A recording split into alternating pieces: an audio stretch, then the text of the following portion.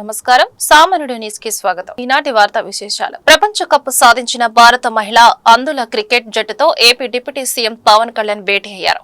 మంగళగిరిలోని తన క్యాంపు కార్యాలయంలో ప్రపంచ కప్ సాధించిన క్రికెటర్లను అభినందించారు. ఈ విజయం దేశానికి గర్వకారణమని పవన్ కొనియాడారు.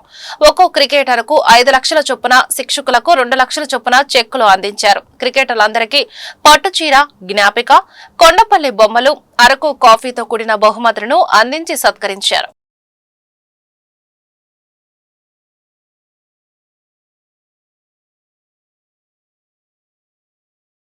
Andhra Pradesh or not.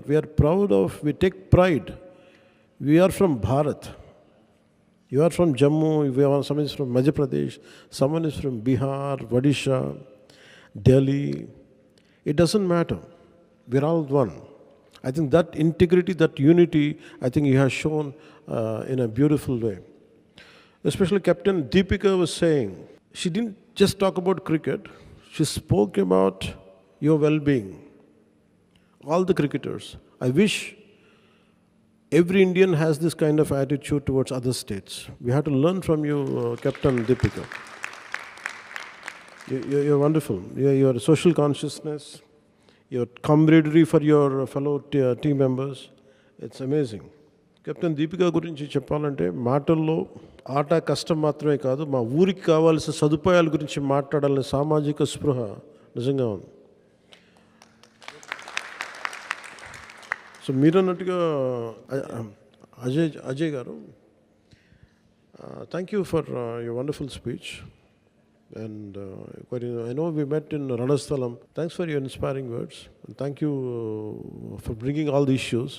Andhra ACA, Andhra Cricket Association, I'll take it to the notice. I'll take it to the concerned ministry. I'll take it to the CM, Honorable CM. Of course, Prashant ji is here. He worked as a manager for entire Indian team in Dubai series. What series? Asia Cup. I think we will make sure that you'll get the right support. And we will make sure, I think I'll also ask a lot of corporates. I'll take some corporates' help to make sure that they'll provide a good living conditions for you, and especially for Devi ji from Jammu. We will make sure that I will do the needful for your kuch aapke liye मैं ज़रूर करूँगा. सब सभी लोगों के लिए. Just I don't know exactly what to do, but I want my Peshi team to our officials to look into it. What exactly they need, we'll speak to the concerned offices of chief ministers, honorable chief ministers of their state, and also I'll speak to the, if possible, central government, and also what we can do from the state side also we will do it, and also I'll seek the help of corporates. There are a lot of people who are willing to help, but we have to do it in a structured way. We will do it. And so let me start from before you say something, do it first. You lead the, instead of saying empty words, I would like to show it in action. So I would like to let us start felicitating you, and I'm grateful. And in this occasion, let us be grateful for our Honorable Prime Minister Sri Narendra Modi ji for calling you and for appreciating you. And that's a great gesture amidst his busy schedule. And let us all appreciate Honorable PM Modi ji on this occasion. And we'd like to thank him. So we'll take forward and we'll address each and every issue of yours. And I'll personally from my office, I'll make sure that it will reach out to your concerned Chief Minister's office, and we'll do the needful. Alluri జిల్లాలో జరిగిన bus ప్రమాదంలో గాయపడిన క్షతగాత్రులను AP హోంమంత్రి అనిత పరామర్శించారు. చింతూరు ప్రభుత్వ ఆసుపత్రిలో బాధితులను పరామర్శించి వారి ఆరోగ్య పరిస్థితిపై ఆరా తీశారు. శీతాకాలంలో ఘాట్ రోడ్లో రాత్రి 10 గంటల నుంచి ఉదయం 6 గంటల వరకు వాహనాల రాకపోకలు నిలిపివేస్తున్నట్టు తెలిపారు. గిరిజన ప్రాంతాల్లో కమ్యూనికేషన్ వ్యవస్థను మరింత మెరుగుపరుస్తామని చెప్పారు. మృతుల కుటుంబాలకు రాష్ట్ర ప్రభుత్వం 5 లక్షలు, క్షతగాత్రులకు 2 లక్షలు పరిహారం ప్రకటించినట్లు వెల్లడించారు.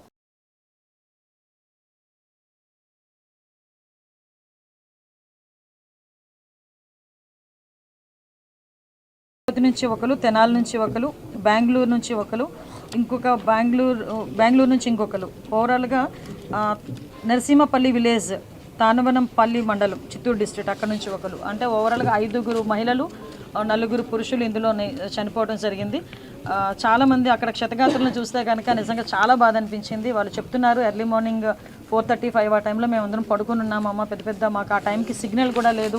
ఆ నియర్ బై వచ్చిన వాళ్ళందరూ కూడా మమ్మల్ని చూసి డిపార్ట్మెంట్ వాళ్ళందరికీ కూడా ఇన్ఫామ్ చేయడం వల్ల పోలీస్ డిపార్ట్మెంట్ వాళ్ళు అందరూ కూడా నియర్ బై అందరూ వచ్చి ఇమీడియట్గా మమ్మల్ని అందరినీ కూడా హాస్పిటల్కి షిఫ్ట్ చేశారని చెప్పారు. ముఖ్యమంత్రి గారి ఆదేశాల మేరకు మన లోకల్ ఎమ్మెల్యే శిరీష గారు, అదేవిధంగా కలెక్టర్ గారు, ఎస్పీ గారు, police department, fire department, SDRF department అన్నీ కూడా ఇమీడియట్గా వచ్చి రెస్క్యూ ఆపరేషన్స్ చేసి యాజ్ వెల్ యాజ్ పాసిబుల్ ఇక్కడ చిత్తూరు హాస్పిటల్కి కూడా క్షతగాత్రులందరినీ కూడా ఇక్కడ తీసుకురావడం జరిగింది. వీళ్ళందరికీ కూడా మెరుగైన వైద్యం అందించడానికి రాజమండ్రి నుంచి కూడా కొంతమంది ఆర్థోపెడిక్స్ డాక్టర్స్ అందరినీ కూడా ఇక్కడికి షిఫ్ట్ చేసి వీళ్ళందరికీ కూడా ఇక్కడ ఇమీడియట్గా ట్రీట్మెంట్ ఇవ్వడం కూడా జరిగింది. నా కూతురు అల్లుడు చనిపోయారమ్మా అని చెప్పి ఒక ఆమె బాధపడడం, ఇంకొక ఆమె అయితే నా భర్త నా కళ్ళ ముందే చనిపోయాడమ్మా అని చెప్పడం నిజంగా చాలా దురదృష్టం.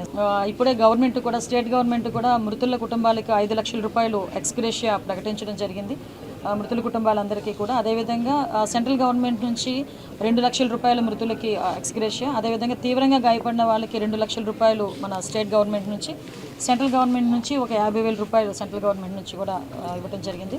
ఇమీడియట్గా వీళ్ళందరినీ కూడా చిత్తూరు ప్లేస్కి, వాళ్ళ ప్లేస్కి, చిత్తూరు డిస్ట్రిక్ట్కి ఇక్కడ కలెక్టర్ గారు, రెవెన్యూ డిపార్ట్మెంట్ వాళ్ళని, అదేవిధంగా పోలీస్ డిపార్ట్మెంట్ వాళ్ళని కలిపి ఒక 2 బస్సులు కూడా అరేంజ్ చేసి, ఆ బస్సులు కూడా స్లీపర్ బస్సులు అరేంజ్ చేస్తున్నాం. ఎందుకంటే వాళ్ళందరూ కూడా దెబ్బలు తగిలి ఉన్నారు, కూర్చోలేరు అంత దూరం కాబట్టి ఒక స్లీపర్ బస్సెస్ని అరేంజ్ చేసి డ్రైవర్స్ని కూడా ప్రాపర్గా పెట్టి క్షేమంగా వాళ్ళందరినీ కూడా చిత్తూరు అక్కడికి చేరుస్తాం.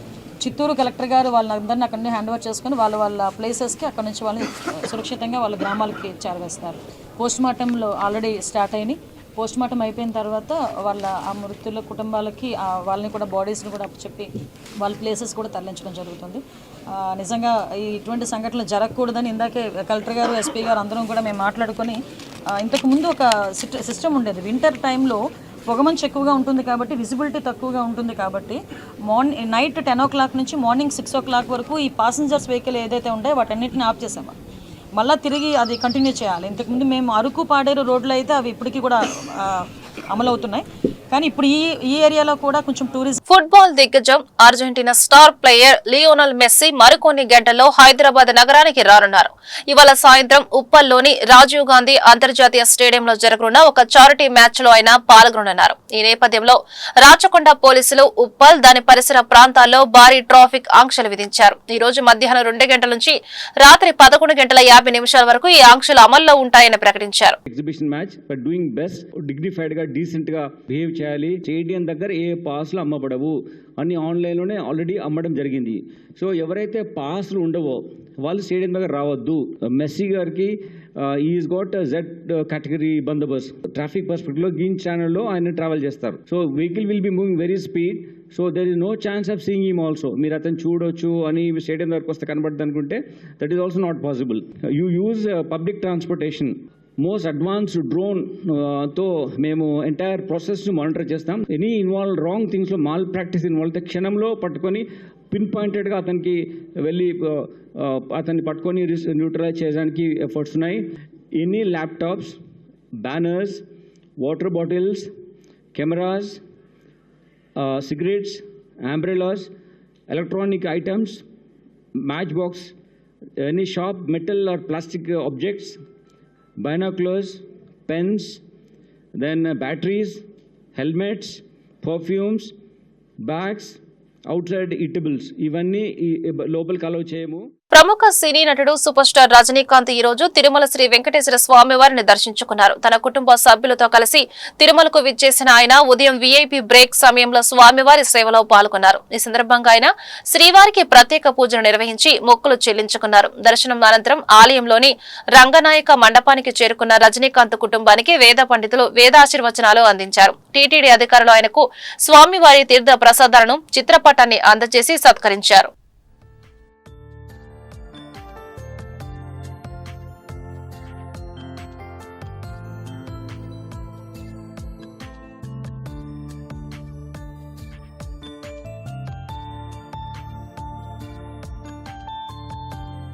అమరావతి రైతులతో కేంద్ర మంత్రి పెమ్మసాని చంద్రశేఖర్ ఇటీవల సమావేశమయ్యారు. ఈ మీటింగ్ లో జరిగిన చిన్న ఇష్యూపై క్లారిటీ ఇచ్చారు. ఈ ఇష్యూ జరగడానికి గల కారణాలపై ఇవాళ మీడియాతో మాట్లాడారు పెమ్మసాని. అన్నదాతలతో సమావేశం ప్రారంభించే ముందు కొన్ని సూచనలు చేశారని ప్రస్తావించారు పెమ్మసాని చంద్రశేఖర్. సీరియస్ విషయంపై చర్చ జరుగుతుందని, ప్రశాంతంగా ఉండాలని, ఎవరు అనవసరంగా డిస్టర్బ్ చేయొద్దని తాను 3 సార్లు చెప్పారని గుర్తు చేశారు. సీరియస్ ఇష్యూ జరుగుతుంటే యూట్యూబ్ వీడియోలు, ఫోన్లు మాట్లాడవద్దని తాను సూచించారని తెలిపారు. కానీ కొంతమంది చెప్పినా పట్టించుకోకపోవడంతో తాను ఇలా చేయొద్దని వారించారని పేర్కొన్నారు. అయినా కొంతమంది యూట్యూబ్ వీడియోలు చూశారని, వేల మంది రైతులకు సంబంధించిన విషయం చర్చిస్తుంటే ఇలా చేస్తే ఎలా అని ప్రశ్నించారు పెమ్మసాని చంద్రశేఖర్. ఎందుకంటే దాదాపుగా 900 మంది ఏమో ఉంటే నారాయణ గారు ఐవీఆర్ సర్వే చేస్తే కేవలం ఒక మెజారిటీ మెంబర్స్ ఆ ల్యాండ్ అక్విజిషన్ అయ్యే వరకు వెయిట్ చేస్తా ఉన్నారు.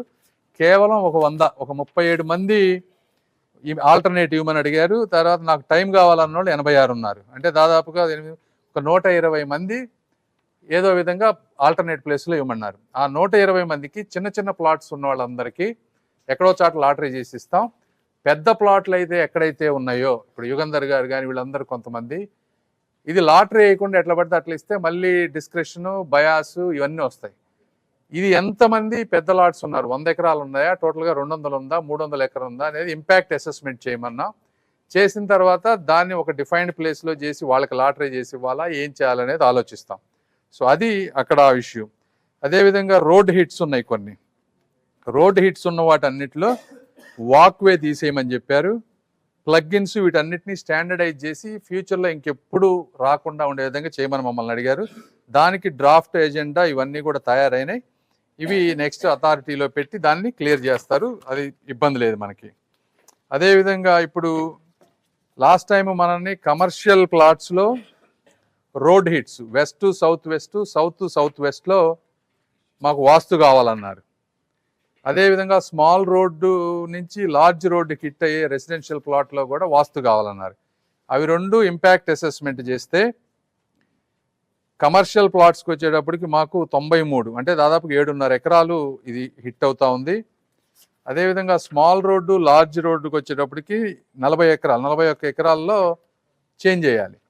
మేమనేది ఏంటంటే వాస్తు అనేది ఇది ఎండ్లెస్, ఒక్కొక్కరికి ఒక్కొక్కటి ఉంటుంది. ఆల్రెడీ ఫస్ట్ టైం 274 మంది ల్యాండ్ అక్విజిషన్ దాకా వెయిట్ చేస్తాం, ఆ తర్వాత రిజిస్టర్ చేసుకుంటాం, మాకు ఆ ప్లాట్ సూటబుల్గా ఉందని చెప్పడం జరిగింది. అంటే 69% వాళ్ళు వెయిట్ చేయడానికి విల్లింగ్ చూపించారు. ఆల్టర్నేట్ మార్చుకుంటామని ఒక 37 మంది యాక్చువల్గా చెప్పారు. కేవలం అది 9%. తర్వాత ఏ విషయం ఆలోచించుకొని చెప్తామని ఒక 86 మంది అంటే 22% చెప్పారు. కాబట్టి ఇక్కడ ఎవరైతే వెయిట్ చేస్తారో వాళ్ళు వెయిట్ చేస్తే దాని మీద కూడా ల్యాండ్ అక్విజిషన్ అలాంటి ఆ రైతు సోదరులు కూడా రిక్వెస్ట్ చేస్తున్నాం ల్యాండ్ పుల్లింగ్కి రమ్మని. రానప్పుడు ల్యాండ్ అక్విజిషన్ అవి తీసుకుని మీకు ఇవ్వటం జరుగుతుందని మరొకసారి నేను తెలియజేస్తున్నాను. అదేవిధంగా జరీబు, రోడ్డు హిట్, గ్రామకంఠం వీటికి సంబంధించి ఏదైతే అధికారులకు యాక్చువల్గా కమిటీ ఇన్స్ట్రక్షన్స్ ఇచ్చిందో వాళ్ళు కొంత స్టడీ చేశారు. ఇంకా కూడా వాళ్ళకి ఒక 15 రోజులు అంటే నెల రోజులు టైం ఇచ్చాము. మరొక 15 రోజులు ఉంది. ఈ 15 రోజుల్లో కూడా స్టడీ చేసి సబ్మిట్ చేస్తే దాని మీద యాక్చువల్గా రైతు సోదరులకి ఎటువంటి ఇబ్బంది లేకుండా దానికి కూడా ముందుకు పోతామని తెలియజేస్తున్నాను. అదేవిధంగా ఈరోజు మొత్తం ప్లాట్స్ అంటే జనరల్ రిజిస్ట్రేషన్ ప్లాట్స్ మొత్తం 29,233 మంది రైతులు. వాళ్ళకి 69,421 ప్లాట్లు అలాట్ చేయాల్సి ఉంటే అంటే రిజిస్ట్రేషన్ 61,793 రిజిస్ట్రేషన్ అయిపోయినాయి. ఇంకా కేవలం కావాల్సినవి 7,628 రిజిస్ట్రేషన్ కావాల్సిన బ్యాలెన్స్ 7,628. దీంట్లో కూడా ఏంటంటే మనకు కోర్టు కేసుల్లో 312 పెండింగ్ ఉన్నాయి. ఈ ల్యాండ్ అక్విజిషన్ ఇప్పుడే చెప్పాను. ఆ ల్యాండ్ అక్విజిషన్ దాంట్లో ఇప్పుడు ఏదైతే పెండింగ్ ఉన్నాయో 921 ప్లాట్లు. తర్వాత దీంట్లో రోడ్డు హిట్స్ వల్ల ఒక 111 పెండింగ్ ఉండేది. అంటే రోడ్డు హిట్స్ దాంట్లో పెండింగ్ పెట్టుకొని ఉంటారు. అదేవిధంగా చనిపోయి వాళ్ళ కొడుకులకో కూతుర్లకో వారసత్వంగా ఇవ్వాలంటే వాళ్ళు అఫిడవిట్ ఇవ్వాలి. దాని మీద పెండింగ్ ఒక 184 ఉన్నాయి. ఇట్లా డిఫరెంట్ రీజన్స్తో ఉండి ఎన్ఆర్ఐస్ ఉన్నారు విదేశాల్లో. మేము ఇండియా వచ్చినప్పుడు రిజిస్ట్రేషన్ చేసుకుంటామని ఒక 436. ఈ బ్యాలెన్స్ యాజ్ ఈజ్గా రిజిస్ట్రేషన్ చేసుకోవటానికి ఉండేది ఈ 7,000 చెల్లల్లో ఒక 1,697. అంటే ఎటువంటి ఇష్యూస్ లేకుండా విదేశాల్లో ఉండటం కావచ్చు, పేరెంట్స్ చనిపోయి ఉండొచ్చు, కోర్టు కేసు ఉండొచ్చు, బ్రదర్స్ మీద డిస్ప్యూట్ ఉండొచ్చు. ఇవి కాకుండా ఈ 7,628లో రిజిస్ట్రేషన్కి ఇమీడియట్గా ఉండేది 1,697. రోజు 30 నుంచి 60 అవుతున్నాయి. ఈ మధ్య రీసెంట్గా అయితే 19కి వచ్చినాయి. అంటే నంబర్ తగ్గిపోయేకుంది తగ్గిపోతూ ఉంది. తర్వాత ఉండవల్లి ఏదైతే రైతు సోదరులు ల్యాండ్ ఇచ్చారో వాళ్ళకి సంబంధించి లాటరీ కూడా వేయటానికి నిర్ణయించారు. త్వరలో లాటరీ వేస్తున్నారు. గ్రామ సభలు పెట్టి ఆ డిపిఆర్లు గ్రామంలో చర్చించి ఏదైతే ఇంకా ఏవైనా మనం ఇంక్లూడ్ చేయని ఏమైనా ఉంటే అవి చేస్తామని చెప్పారు. కాబట్టి సోమవారం తర్వాత నుంచి గ్రామ సభలు కూడా పెట్టి ఈ డిపిఆర్లు విలేజ్ ఇంప్రూవ్మెంట్ ప్లాన్ అంతా కూడా అమలు చేయడం జరుగుతుంది. అదేవిధంగా కొత్తగా పెళ్ళైన వాళ్ళు కుటుంబాలు ల్యాండ్లెస్ పూర్ పెన్షన్ అనేవి కొంతమందికి గత ప్రభుత్వం జగన్మోహన్ రెడ్డి గారి ప్రభుత్వం హయాంలో పెన్షన్స్ తీసేశారు. అందులో చాలా ముఖ్యంగా శానిటరీ వర్కర్స్, విలేజ్లో స్వీపర్స్ కానీ లేకపోతే కాంట్రాక్ట్ ఎంప్లాయీస్ వాళ్ళని తీసేస్తే మొదటి నుంచి నేను మంత్రి నారాయణ గారితో ముఖ్యమంత్రి గారి దృష్టికి తీసుకురావటం, వాళ్ళందరికీ పెన్షన్ పునరుద్ధరించారు. అయితే ఇంకో కేటగిరీ ఉంది. ఆ కేటగిరీ ఏంటంటే ల్యాండ్లెస్ పూర్ ఎవరైతే ఉన్నారో వాళ్ళు కొత్తగా ఫ్యామిలీస్ ఏర్పడ్డాయి. పెళ్ళిళ్ళు అయిన వాళ్ళకి సపరేట్ ఫ్యామిలీ, ఒక రేషన్ కార్డు ఫ్యామిలీ ఏర్పాటైన వాళ్ళందరూ దాదాపు 2,500-600 మంది ఉన్నారని చెప్పారు. వారి పెన్షన్ కూడా ప్రయత్నం చేయడం జరుగుతుంది. అది కాకుండా ఇంకా ల్యాండ్లెస్ పూర్ కేటగిరీస్లో కొంతమంది ఒమిట్ చేశారు. జగన్మోహన్ రెడ్డి గారు 6 స్టెప్ వ్యాలిడేషన్ అని ఒక ప్రక్రియ తీసుకొచ్చి రాజధానిలో పెన్షన్లకు అర్హత ఏంటంటే పొలం లేకపోతే పెన్షన్ ఇవ్వాలనేది ఆలోచన. కానీ 6 స్టెప్ వ్యాలిడేషన్ రాష్ట్ర వ్యాప్తంగా ఏదైతే 6 స్టెప్ వ్యాలిడేషన్ ఉందో దాన్ని జగన్మోహన్ రెడ్డి గారు రాజధాని ప్రాంతంలో అప్లై చేయడం వల్ల కొంతమంది ఎలిజిబిలిటీ కోల్పోయారు. వారి విషయం కూడా స్టడీ చేయడం జరిగింది. వాళ్ళలో ఒక 500 మందికి ఇంకా ఎలిజిబిలిటీ ఉంది. వాటిని కూటమి పాలనలో రాష్ట్రం అభివృద్ధి చెందుతుందని బీజేపీ రాష్ట్ర అధ్యక్షుడు మాధవ్ అన్నారు. కర్నూలులో జరిగిన అటల్ మోదీ సుపరిపాలన యాత్రలో భాగంగా నిర్వహించిన సభలో ఆయన పాల్గొన్నారు. అటల్ బిహారీ వాజ్పేయి గారి శత జయంతి సందర్భంగా అనేక విషయాలు మాట్లాడుకునే గొప్ప అవకాశం మనకు ఉంటుందని చెప్పి ఈ యొక్క యాత్ర ప్రారంభించడం జరిగింది. ఆ విధంగా నిన్న ధర్మవరం నుంచి ఈ యొక్క యాత్ర ప్రారంభమైంది. అమరావతి వరకు ఈ యొక్క యాత్ర కొనసాగుతుంది. డిసెంబర్ 25 అటల్ బిహారీ వాజ్పేయి గారి జయంతి. ఆ సందర్భంలో ఒక పెద్ద బహిరంగ సభ మన గౌరవ ముఖ్యమంత్రి గారు చంద్రబాబు నాయుడు గారు కూడా కార్యక్రమానికి వస్తారు. ఈ కూటమి ఈ విధంగా ఏర్పడడానికి అతి ముఖ్యమైన కారణం కూడా అటల్ బిహారీ వాజ్పేయి అనే విషయం తప్పనిసరిగా గుర్తుంచుకోవాలి. నాకు అటల్ బిహారీ వాజ్పేయి గారికి కర్నూలుకి ఉన్న ఒక చిన్న సంబంధం గురించి చెప్పాలి. చిన్న వయసులోనే 93లోనే ఢిల్లీకి వెళ్ళిపోవడం, ఆ సందర్భంగా అటల్ బిహారీ వాజ్పేయి గారితో సన్నిహితంగా ఉండే అవకాశం కలగడం పెద్దల కారణంగా, వెంకయ్యనాయుడు గారి కారణంగా అది మహద్భాగ్యంగా నేను భావిస్తున్నాను. కర్నూలుతో సంబంధం ఏంటంటే 2018లో కీర్తిశేషులు అయిన తర్వాత ఆ చితి భస్మాన్ని అస్థికలని ఢిల్లీ నుంచి తీసుకొచ్చి పవిత్ర తుంగభద్ర నదిలో కలిపే బాధ్యతను నాకు ఆనాడు పార్టీ అప్పగించింది. సంకల్ప్ బాగ్ దగ్గర వెళ్లి వారి అస్థికల్ని పవిత్ర తుంగభద్రలో కలిపే అవకాశం కూడా నాకు కలిగింది. మెస్సీ ప్రపంచ స్థాయిలో ఎంతో మంది అభిమానులు ఆయన సొంతం. ఈ క్రమంలో ఎన్నో ఏళ్ల తర్వాత భారత్ లో పర్యటిస్తుండడం, ఇటీవలే ఫీఫా ప్రపంచ కప్ సొంతం చేసుకోవడంతో మెస్సీని చూడాలని అభిమానులు తహతహలాడారు. ఆయన కోసం గంటలుగా ఎదురు చూస్తారు. కానీ ఆయన ఎంతోసేపు అక్కడ లేకపోవడంతో అభిమానులకు నిరాశ ఎదురైంది. మ్యాచ్ ఆడుతానని చెప్పి ఆడకుండా వెళ్లిపోయాడని ఫ్యాన్ అంతా నిరాశను తెలుపుతున్నారు. మెస్సీ కోసం ఎంతోసేపటి నుంచి ఎదురు చూస్తారమని, మ్యాచ్ కూడా ఆడకుండా వెళ్లిపోయాడని ఫ్యాన్స్ ఆగ్రహం వ్యక్తం చేస్తూ స్టేడియంలో కుర్చీలు విరగ్గొట్టారు. కోల్కతా స్టేడియంలో రచ్చరచ్చ చేశారు. దీనికి సంబంధించిన వీడియోలు సోషల్ మీడియాలో హల్చల్ చేస్తున్నాయి. लियो मेसी उनके डायना पे हैं जो रोड्रिगो डी पॉल, उन्होंने गए हैं अभी इंटर मियामी में खेलने के लिए। और लियो मेसी के बहुत ही करीब के दोस्त लुइस सुआरेज़, उन्होंने मेंशन किए एल पिस्टोलेरा, उनको कह जाते हैं the gun man, and what number of goals he scored, what incredible goals. leave besides his on-field antics and maybe a little bit of off-field activities. But they are all greats. But the greatest is also here. सारे stadium, सारी निगाहें हमारे अब हैं Leo Messi के ऊपर. Yes, a couple of World Cup champions there, Rodrigo de Paul and Leo Messi.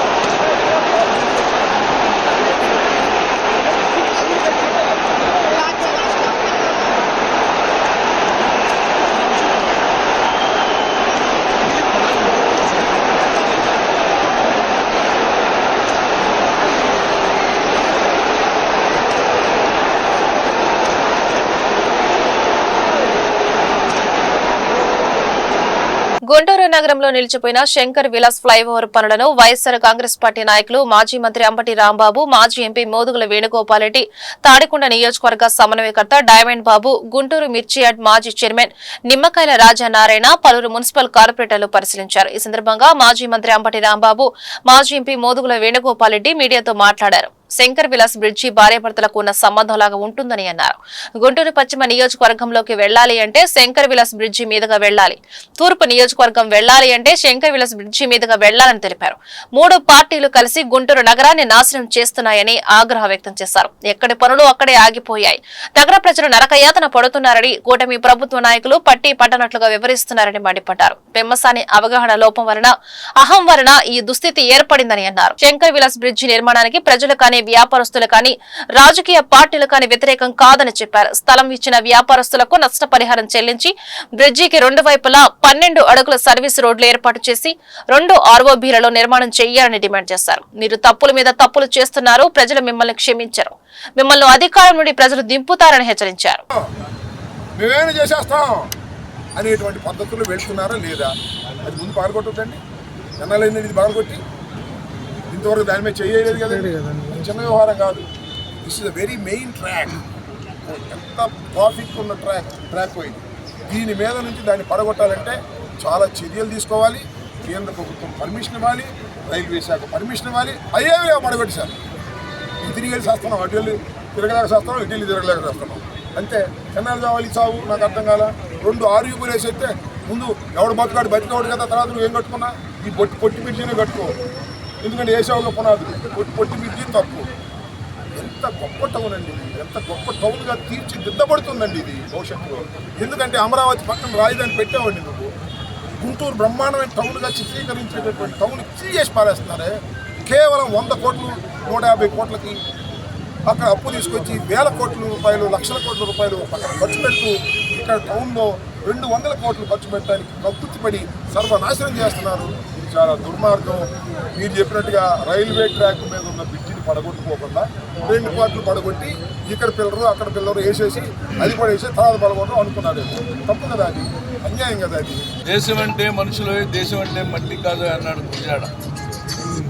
ఈ రోజున గుంటూరు పట్టణ ప్రజలకి, ఈ ప్రజల సౌకర్యార్థం కట్టినటువంటి శంకర్ విలాస్ బ్రిడ్జి షష్ఠీ పూర్తి నిండిందనేటువంటి ఒక అకాల కారణంతో దాన్ని పడగొట్టారు. దాని మీద అసలుకి ఒక కమిటీ వేసి బ్రిడ్జి శిథిలావస్థ స్థితిలో ఉందా, ఈ బ్రిడ్జి పట్టేసి సేతు బంధు అనేటువంటి కార్యక్రమం కింద రైల్వేస్ డిపార్ట్మెంట్ ఇచ్చిన డబ్బుల్ని తీసుకురావాలనేటువంటిది లేకుండా ఏదో ఒక 80 కోట్లు వస్తున్నాయి కాబట్టి ఇది పడేశారు. అంటే మనుషులు మర్చారు, బ్రిడ్జి మటుకు గుర్తుకొచ్చింది వాళ్ళకి. ఈ ప్రజలకు ప్రత్యామ్నాయం లేదు. బ్రాడీపేట 14 రోడ్డు ఎన్నాళ్ళు ఈ గుంటూరు పట్టణానికి అందుబాటులో ఉంది. దాన్ని ఓపెన్ చేద్దామని బుద్ధి జ్ఞానం లేకుండా ఇది పడేశారు. అది కూడా పర్మిషన్ లేకుండా, ప్రిన్సిపల్ చీఫ్ సెక్రటరీ పర్మిషన్ లేకుండా ఈరోజు అక్కడి నుంచి ఇక్కడ దాకా 900 మీటర్లు నడిస్తే నాకు 10 మంది పట్టుమని 10 మంది కార్మికులు కూడా కనపడలా. ఒక్క మిషనరీ కనపడింది, అది కూడా మేము వస్తున్నామని పని చేస్తుంది. అంటే ఇది నాకు తెలిసిన ప్రకారం విజన్ 2047 అన్నాడు చంద్రబాబు నాయుడు. 2047కి అవుద్దామని ప్రశ్నిస్తా ఉన్నా ఈ గవర్నమెంట్ని. తర్వాత నేను ఎంపీగా నర్సరావుపేట ఎంపీ ఉన్నప్పుడు కంకరగుంట ఆర్యూబీ 8 గంటల్లో పునర్నిర్మాణం చేశారు. ఆర్యూబీ ఈరోజు ప్రజలకు ఎంత అందుబాటులో ఉందో చూడండి. ఏటగ్రహారం ప్రజలు కానీ, గుంటూరుకు కానీ. అసలు గుంటూరు ఈస్ట్ వెస్ట్ అంటే భార్యాభర్తల సంబంధం. ఇది ఈస్ట్ లేకుండా వెస్ట్ నడవదు. వెస్ట్ లేచిన నుంచి ఈస్ట్లో పనుల కోసం పోవాలి. ఇది ఒక బంధం. ఈ పట్టణ ప్రజలకు విడాకులు ఇచ్చిన ఘనత ఈ తెలుగుదేశం పార్టీ ప్రభుత్వాన్ని. ఎన్డీఏ ముగ్గురు త్రిమూర్తులు కలిసి గుంటూరు పట్టణాన్ని నాశనం చేశారు. పోలీసులు అట్నుంచి ఇటు రావాలన్నా ఇటు నుంచి అటు పోవాలన్నా కూడా గంట పైన పడుతుంది పోలీసులు. ఇంక దొంగలు ఏం పట్టుకుంటారు వాళ్ళు? ఇంత దౌర్భాగ్యమైన పరిస్థితి. ప్లస్ పక్కన ఉన్నటువంటి కుమార్తె డ్రగ్స్ కి ఎడిట్ కావడంతో చూసి భరించలేని తల్లి ఆత్మహత్య యత్నం చేసుకుంది. గుంటూరు ప్రభుత్వ ఆసుపత్రిలో చికిత్స పొందుతున్న మహిళను ఈగల్ చీఫ్ ఆకే రవికృష్ణ, జిల్లా ఎస్పీ వకుల్ జిందాల్ పరామర్శించారు. అనంతరం ఆమెకు అందిస్తున్న వైద్యం గురించి వైద్యులను వివరాలు అడిగి తెలుసుకున్నారు. ఈగల్ చీఫ్ ఆకే రవికృష్ణ గుంటూరు జిల్లా ఎస్పీ వకుల్ జిందాల్ మీడియాతో మాట్లాడుతూ గుంటూరు లాలాపేట చిన్న బజార్కి చెందిన 17 సంవత్సరాల ఇంటర్ విద్యార్థిని భూమిక డ్రగ్స్ కి ఎడిట్ కావడం జరిగిందని తెలిపారు. 2 యువకులు ఈ విద్యార్థిని డ్రగ్స్ కు బానిసగా మార్చారని చెప్పారు. యువకులకు ఇన్స్టాగ్రామ్ ద్వారా పరిచయం ఏర్పడిందని తెలిపారు. ప్రేమ ముసుగులో యువతిని డ్రగ్స్ కు బానిసగా మార్చారని చెప్పారు. విద్యార్థిని తల్లి ఆత్మహత్య యత్నంపై దర్యాప్తు జరుగుతుందని తెలిపారు. త్వరలో విద్యార్థిని డ్రగ్స్ కి ఎడిట్ చేసిన 2 యువకులను అదుపులోకి తీసుకుంటామని చెప్పారు. ఈ ఘటనపై సమగ్రమైన దర్యాప్తు జరుగుతుందని తెలియజేశారు.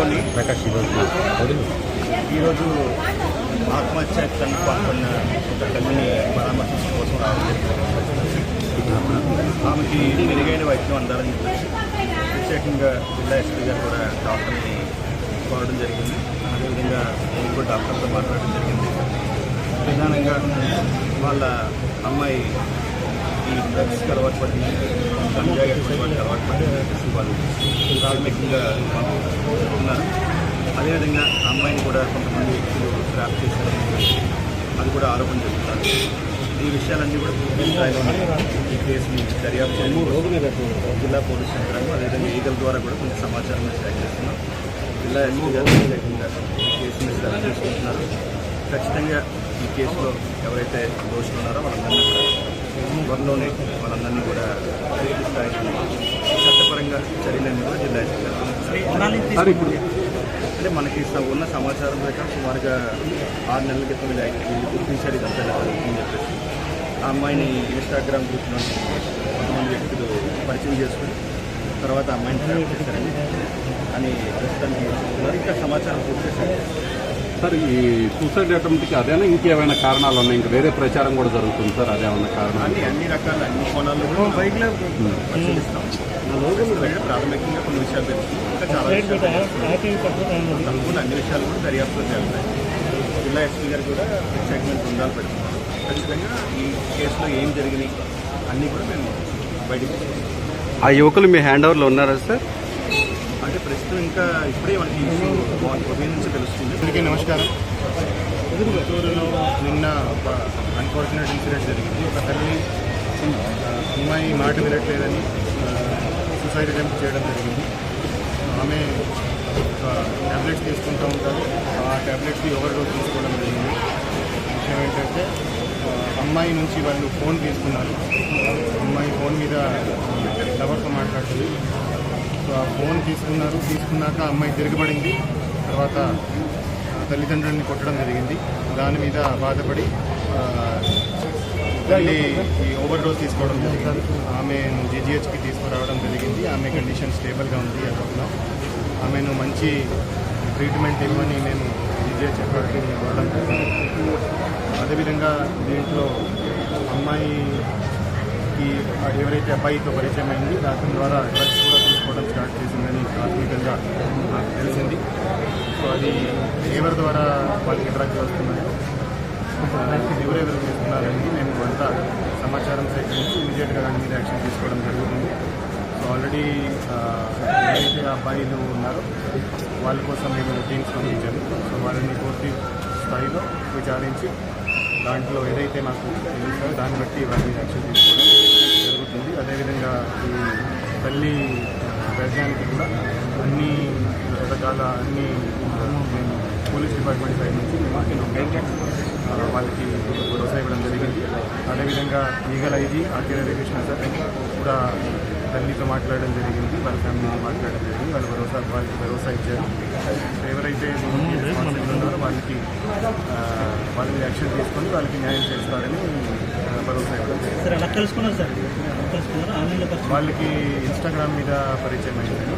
తర్వాత ఒక్కసారి ఈమె అబ్బాయితో వెళ్ళిపోయింది. తర్వాత పోలీసు వాళ్ళు పట్టుకొచ్చి మళ్ళీ తల్లిదండ్రులకి అప్పగించారు. మళ్ళీ అంటే అబ్బాయితో వెళ్ళిపోయిందంటే వాళ్ళిద్దరిది ఏమన్నా లవ్ అఫైర్ ఏమన్నా ఉందా సార్? అది ఏమన్నా ప్రాథమికంగా అదే. జిల్లా న్యాయ సేవాధికార సంస్థ ఆధ్వర్యంలో మెగా లోక్ అదాలత్ నిర్వహించారు. జిల్లా కోర్టులో మెగా లోక్ అదాలత్ ను జిల్లా ప్రధాన న్యాయమూర్తి కళ్యాణ్ చక్రవర్తి ప్రారంభించారు. సివిల్ వివాదాలు, క్రిమినల్ కేసులు, చెక్ బౌన్స్, మహిళలు, కుటుంబ ఆర్థిక పరమైన వివాదాలు, రవాణా, యాక్సిడెంట్ తదితర పెండింగ్ కేసుల పరిష్కారం కోసం లోక్ అదాలత్ నిర్వహించనున్నట్లు జిల్లా జడ్జి తెలిపారు. కక్షిదారులందరూ ఈ అవకాశాన్ని సద్వినియోగం చేసుకుని రాజీ మార్గంలో కేసులను పరిష్కారం చేసుకోవాలని సూచించారు. లోక్ అదాలత్ ద్వారా పెద్ద మొత్తంలో కేసులను పరిష్కారం చేయడం జరుగుతుందని పేర్కొన్నారు.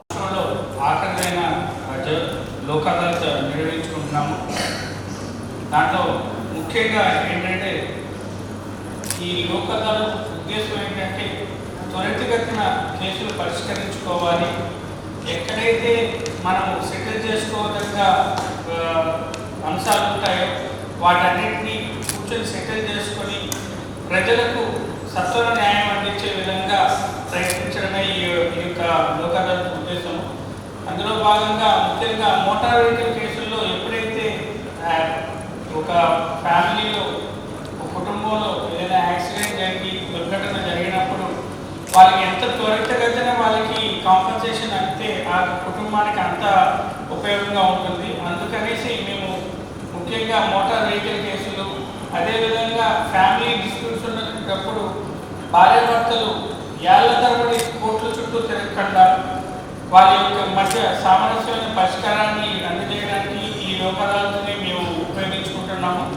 ముఖ్యంగా ఏంటంటే మేము మా టీం మొత్తం నేనంటే నేను ఒక్కనే కాదు, మా ఈ జిల్లాలో పనిచేస్తున్న ప్రతి ఒక్క ఆఫీసర్, అదేవిధంగా అడ్వకేట్స్ ముఖ్యంగా, అదేవిధంగా స్టాఫ్ అండ్ కక్షదారు, ఈ ముగ్గురు కలిసి కక్షదారుని యొక్క విశ్వాసం చూడకునే దాంట్లో మేము సఫలమైన నేను అనుకుంటున్నాను. అదేవిధంగా ముఖ్యంగా ఏంటంటే కుటుంబ సమస్యలు, అన్నదమ్ముల మధ్య పార్టిషన్ దావాలు, ఇలాంటి ఘటనల్లో కూడా మేము చొరవ చూపించి కేసులు పరిష్కరించడానికి మేము చాలా ప్రయత్నిస్తున్నాము. అదేవిధంగా ఎన్ఐ యాక్ట్లు, నెగోషియబిలిటీ ఇన్స్ట్రుమెంట్స్ యాక్ట్లో కూడా మేము సెటిల్మెంట్ చేయడానికి మేము ముందుగా మా జడ్జెస్ అందరూ కూడా తమ యొక్క ప్రయత్నం చేశారు. ఇందులో భాగంగా ముఖ్యంగా ఏంటంటే ఈసారి చెప్పుకోదగ్గ సెటిల్మెంట్ ఏంటంటే మోటార్ వెహికల్ కేసులో ఒక చిత్తూరుపేటలో జరిగిన యాక్సిడెంట్లో 1,40 లక్షల కాంపన్సేషన్ వేస్తే ₹1 కోటి సెటిల్ చేశాము ఆ కుటుంబానికి. అదేవిధంగా ఒక చెక్ బౌన్స్ కేసుల్లో, ఒక 5 చెక్ కేసుల్లో మేము 20 కోట్ల వరకు సెటిల్ చేయగలిసాము. సో ఈ 2 మేజర్ అచీవ్మెంట్స్ ఈసారి లోక్ అదాలత్లో. అదేవిధంగా మొత్తం పైన ఒక 1000 కేసులు, సివిల్ కేసులు సెటిల్ చేసే విధంగా మేము ఒక ప్రయత్నాలు చేస్తున్నాము. సో మీరందరూ కక్షిదారులందరినీ ఈ వార్తలు ఇంతటితో సమాప్తం. నమస్కారం.